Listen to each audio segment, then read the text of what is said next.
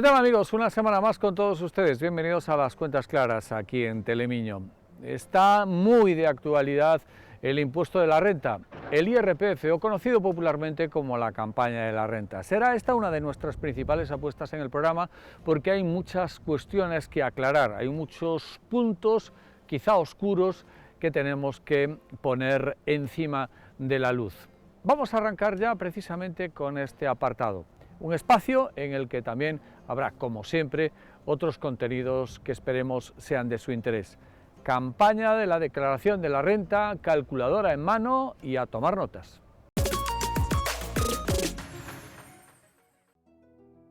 Arranca la campaña de la declaración de la renta, una de las más importantes y populares de cuantas pone en marcha la agencia tributaria.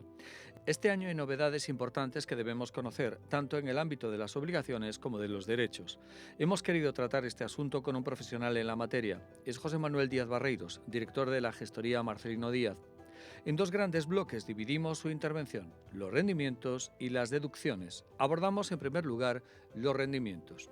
Respecto a los rendimientos, bueno, destacar una vez más todo lo relacionado con respecto a los rendimientos del trabajo, todo lo que tiene relación con los ERTEs, las personas los trabajadores que han estado en un ERTE, pues sí que superan la cantidad de 1.500 euros con respecto a ese segundo pagador, que es la Oficina de Empleo, el SEPE, pues están obligados a hacer la declaración de la renta, siempre que superen la cantidad de 1.500 euros y 14.000 euros en su totalidad, porque si recordamos la obligación de hacer la declaración de la renta por rendimientos del trabajo está en 22.000 euros, entonces digamos que eso es similar al año pasado, tanto del carácter autonómico como estatal, como también desde el punto de vista provincial. Hay diputaciones y concellos que han estado dando ayudas, entonces todo ese tipo de ayudas, igual que las que se han cobrado por las multas de accidentes que le han pagado a los autónomos, pues hay que estar a los distintos conceptos según sea la ayuda, porque se pueden catalogar o conceptuar como rendimiento del trabajo o como ganancia patrimonial. Como sabemos, la criptomoneda es una moneda virtual que está en Internet, donde ahora pues hay muchos ciudadanos y contribuyentes que se han dedicado a invertir. Es una especie de moneda que juega en una bolsa virtual, que ahí puede haber ganancias y pérdidas patrimoniales, y este año Hacienda pues ha diseñado ya unas casillas específicas en el concepto de ganancias patrimoniales, donde las tenemos que declarar, ya sea por ganancias o por pérdidas que hayamos obtenido. Pacto sucesorio, que hasta el año 2021 era un pacto que estaba exento de tributación en renta, así como en el impuesto de sucesiones y donaciones, con unos límites. Ahora la Hacienda estatal pues vio que por ahí se le estaba escapando recaudación, y lo que han hecho han sido modificar la normativa, y entonces todos aquellos pactos de mejora, aquellos padres que le han transmitido la herencia en vida a sus hijos, a sus herederos, por los herederos, si transmiten esas propiedades antes de que pasen 5 años o antes de que pasen 5 años del fallecimiento, o si los transmitentes, los padres los han transmitido, han fallecido antes de los 5 años, pues se ven obligados a declararlo por el valor de adquisición, lo cual, resumiendo, les puede suponer una ganancia patrimonial que antes estaba exento. Por lo que respecta a las deducciones, hay algunas cosas a tener en cuenta. Por ejemplo, obras que pueden hacerse en casa para la eficiencia energética o también los planes de pensiones. Este año pues tenemos novedades en la estatal con respecto a las aportaciones a los planes de pensiones, porque ha habido modificaciones. Se ha reducido la aportación del plan de pensiones. En el año 2020 podíamos deducir hasta 8.000 euros en las aportaciones, este año se nos han quedado en 2.000, y con respecto al cónyuge se ha reducido de 2.000 a 1.000. Teniendo un tratamiento especial, pues aquellos planes de pensiones en el cual el promotor es la empresa, que sí se puede seguir deduciendo los 8.000 euros, pero tienen que ser ya los promotores de los planes de pensiones las empresas de los trabajadores. Las obras que podamos hacer en nuestra vivienda habitual relativas a temas como eficiencia energética, climatización, es decir, todo lo que sea una reducción del coste energético en la vivienda habitual, y que podamos acreditar a través de facturas y presupuestos de obras, pues van a tener unos porcentajes de deducción en la declaración de la renta.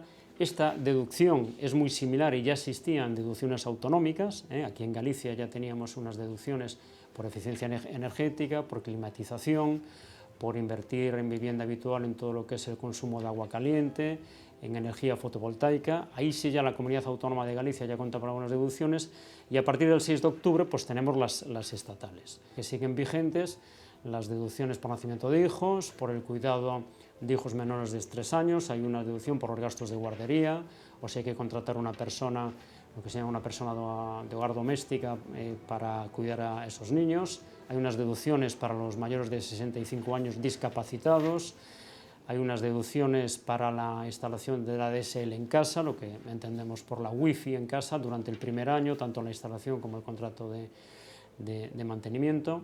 Siguen las deducciones por inversión en sociedades de nueva creación, si adquirimos participaciones de sociedades de nueva constitución que cumplan una serie de requisitos desde el punto de vista de objetos sociales.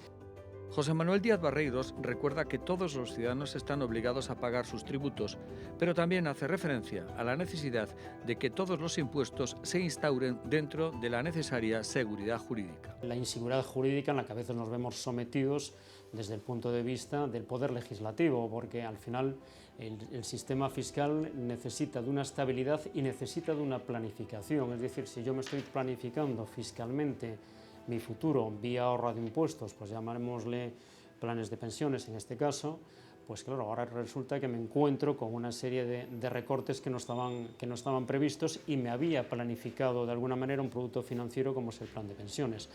Sí es cierto que por otro lado ya eso nos pasó con la inversión en la vivienda habitual, que desde el año 2013 pues también desapareció cuando pues, no dejaba de ser un atractivo desde el punto de vista del inversor. Sí es cierto que a lo mejor Hacienda, yo no creo que en ese caso, como me planteas en la pregunta, se pierda recaudación, porque al final, si yo motivo que a través de una deducción, pues que en este caso, como era la vivienda habitual, que el consumidor compre viviendas, de alguna manera, pues lo motivo, lo desarrollo y lo que hace es que indirectamente recaude más impuestos, porque todas esas transacciones por otras vías va a recaudar más impuestos, ¿no? Otro de los asuntos cruciales este año es la obligación de tributar por las ayudas recibidas con motivo del COVID-19. Si lo analizamos objetivamente, su fiscalidad es excesiva. ¿Por qué? Porque hay que darse cuenta que un trabajador en ERTE cobra solamente el 70% de su base reguladora. Es decir, un trabajador que una empresa decide presentar un ERTE por las causas económicas del COVID o por lo que sea, nos tenemos que dar cuenta de que ese trabajador ya no va a cobrar el 100% de su nómina, sino que va a cobrar el 70% de su base reguladora, ¿no?, que tenga en su nómina. Entonces, de alguna manera, ese trabajador, hablando claro, va a cobrar menos, pero si aún encima lo fiscalizamos más, pues no cabe duda que le va a quedar menos dinero en el bolsillo. Concluyendo, creo que la fiscalidad de los ERTE es bastante confiscatoria y perjudicial para los trabajadores. Díaz Barreiros recomienda que la declaración de la renta sea supervisada por un profesional y no es partidario de confirmar sin más el borrador de Internet. Acaba de darse a conocer el dato de la inflación del último mes, un 9,8%, una auténtica bofetada en las aspiraciones de los consumidores, de las familias y de las empresas. ¿Qué significa esto? ¿Hasta qué punto debemos de estar preocupados por la inflación? ¿Cuándo puede remitir? Evidentemente nosotros en esta materia consultamos a un experto.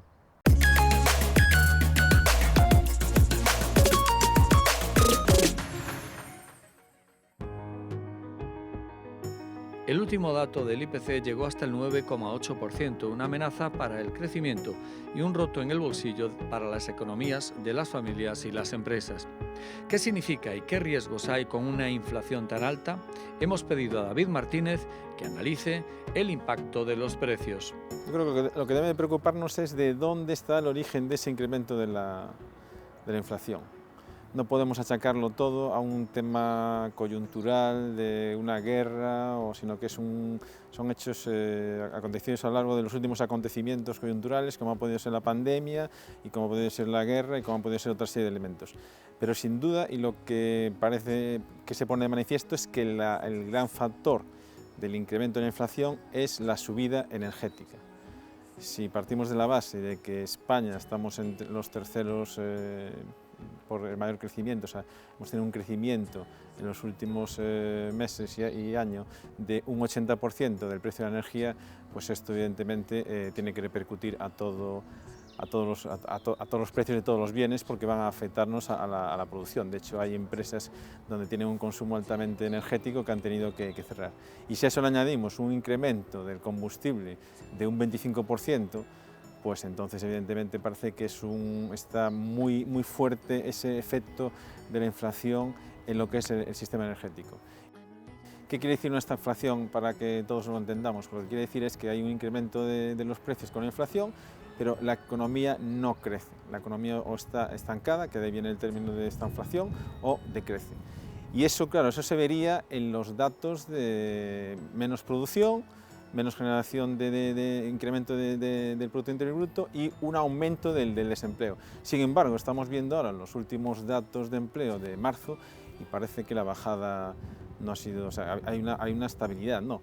El riesgo es el siguiente: si yo tengo una inflación del 9,8%, nadie, entre comillas, va a meter un incremento de mis productos al 10%, entre otras cosas porque no me comprarían. Sí que se está viendo ahora un incremento medio en factores importantes, como pueden ser los alimentos, entre un 2 y un 3%, pero en algunos elementos en concreto se ha visto incluso un crecimiento del 30%, que puede llamar la atención, porque matemática básica diría, si crece el 10%, ¿por qué crece el 30%? Crece el 30% porque a lo mejor a nivel de mercado ven que puede soportar ese incremento, pero no ha subido en meses anteriores. Entonces a lo mejor, analizado en el histórico, no ha subido el 10% de la inflación. Y luego hay un componente muy importante, que la media salarial solamente es del 2,26%. Bien es cierto, incluso en Galicia estamos en los terceros que están subiendo más con nuevos convenios. Los más altos están subiendo un 5,6%. Entonces quiere decir que todavía no estamos llegando a ese 9,8%. Pero también, como decíamos antes, si esto lo equiparamos a la inflación subyacente y meteríamos también el tema de los alimentos, puede que esa subida del 5,6%, entre comillas, llegase, pero de momento estamos en el 2,26%, o sea que todavía tiene un recorrido. Nos encontramos en una guerra, entre comillas, o en una pelea o disyuntiva de qué política económica voy a aplicar. Si una política económica liberal, si una política económica keynesiana con un cierto intervencionismo, o si una política económica fiscal. De hecho, ya se está viendo que con la subida esta de inflación, automáticamente se ha dañado en 48.000 millones el ahorro de la población española, y por otro lado, por cada euro se dice que se están recaudando una gran cantidad de miles de millones de euros que ni siquiera los vamos a decir. Entonces, quiero decir que aquí es donde, en base a la política que se aplique, tanto monetaria como fiscal, como intervencionista o no, se va a mejorar o no mejorar la situación. ¿Cómo se podría ver esto? También, si quisiéramos ser, entre comillas, positivos, o decir, bueno, vamos a ver un análisis, ¿cómo se podría esto mejorar? Vale, venimos de una situación prepandémica, que digamos que tenía un efecto, algunos economistas llaman el efecto soufflé, o el efecto low cost, que lo que estaba haciendo era baja todo, con lo cual no se regenera la economía, y parece que por la bajada de precios de consumo, era un consumo muy barato, pero no se subía la economía. Esto puede hacer que, si se tiene la capacidad suficiente con este dinero que va a venir de los Next Generation y de incluso la Agenda 21-27, que también hay una cantidad de dinero importante y que a veces nos olvidamos de ella, y hay ese crecimiento económico, podría ser otro revulsivo más, ¿no?, para que en el año 23 o 25 la economía reflotase y tuviera un crecimiento importante.